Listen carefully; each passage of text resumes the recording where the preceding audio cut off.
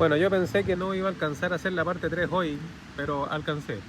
En la parte 1 y la parte 2 le expliqué que decir proteína no significa absolutamente nada y que la proteína whey sube la insulina más que el pan blanco.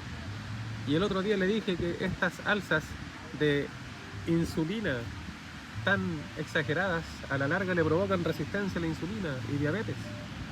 Pero antes, hígado graso, no se olvide. Ahora le voy a contar algo que muy pocos hacen. Ser honesto con lo que dice la evidencia. La fisiopatología dice lo siguiente: cada vez que la insulina se dispara de golpe, el hígado recibe la orden de almacenar. Punto, se acabó. Si eso se repite todos los días durante años, el hígado acumula grasa. La grasa inflamatoria produce resistencia a la insulina hepatoespecífica, luego sistémica. La resistencia obliga al páncreas a producir más insulina, más grasa inflamatoria. Si no le da diabetes, termina con cirrosis. Esto está probado, eslabón por eslabón, y la whey produce picos de insulina más altos que el pan blanco, eso también está probado. Lo que pasa es que en paralelo sacan estudios que lo engañan y lo voy a demostrar. Entonces la lógica dice, si la whey produce picos agresivos de insulina y los picos crónicos de insulina producen resistencia a la insulina, la whey debería producir resistencia a la insulina a largo plazo. En realidad ni siquiera a largo plazo, a corto plazo. ¿Y qué dicen los estudios clínicos? Lo contrario. Y esto lo usan para poder vender más. Un metaanálisis publicado en PMC en el año 2020 con 22 estudios encontró que la whey bajó la insulina, el OMA, IR y la hemoglobina glicosilada en pacientes con síndrome metabólico.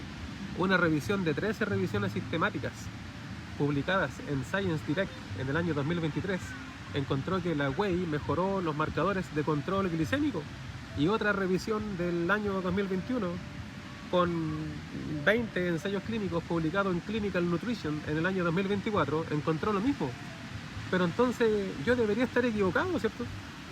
Porque si hay estudios que demuestran que hace bien algo que está en polvo procesado en una industria diseñado para vender y no para sanar, entonces yo debería estar equivocado.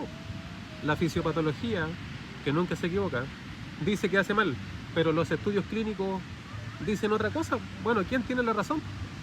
Bueno, mire los problemas de estos estudios. Primero, son de corto plazo, semanas. ¿Usted cree que a alguien le va a dar diabetes o resistencia a la insulina clínicamente medible en semanas?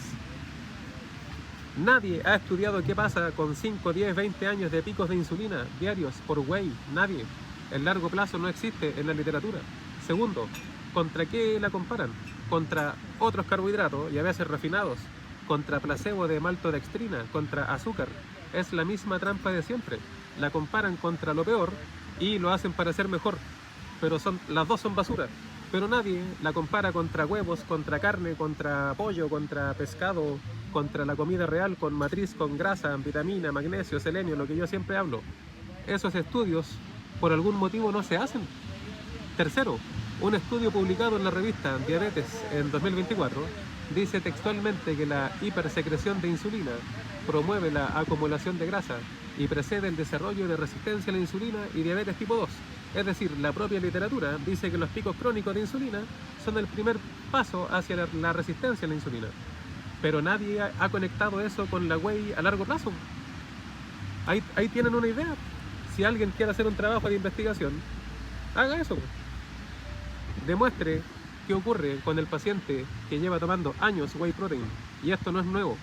Es la misma técnica de siempre. Cuando le quieren vender algo, sobre todo en medicina, primero sacan un estudio de corto plazo, con un diseño que los favorece, contra un comparador que los hace ver bien, y le ponen un título que suena a ciencia.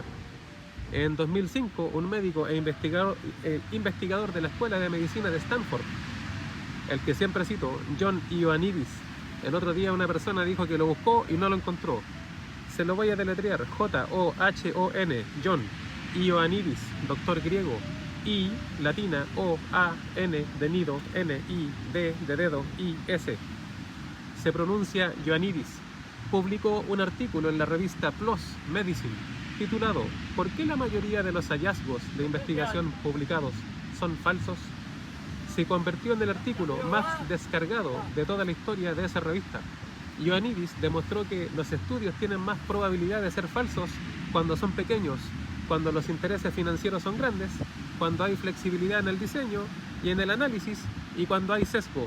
Y escribió textualmente: en muchos campos científicos, los hallazgos publicados pueden ser simplemente medidas precisas del sesgo predominante. Eso fue en el año 2005. Han pasado 21 años. No se aplicó ninguna política para corregir esto. Se sigue haciendo exactamente lo mismo. Estudios engañosos para poder venderle basura que su cuerpo no está diseñado para procesar. Yo no le voy a decir que la whey causa diabetes, aunque sí lo pienso, porque ese estudio no existe, pero sí lo digo, lo que yo veo con mis propios ojos. La fisiopatología dice que los picos agresivos de insulina repetidos durante años producen daño. La whey produce esos picos y nadie ha estudiado el largo plazo. Eso debería alcanzar para que al menos se haga la pregunta: ¿me estará haciendo bien o me estará haciendo mal este tarro con ultraprocesado en plástico lleno de un polvo raro que no sé de dónde diablo salió? Un saludo, doctor Salinas.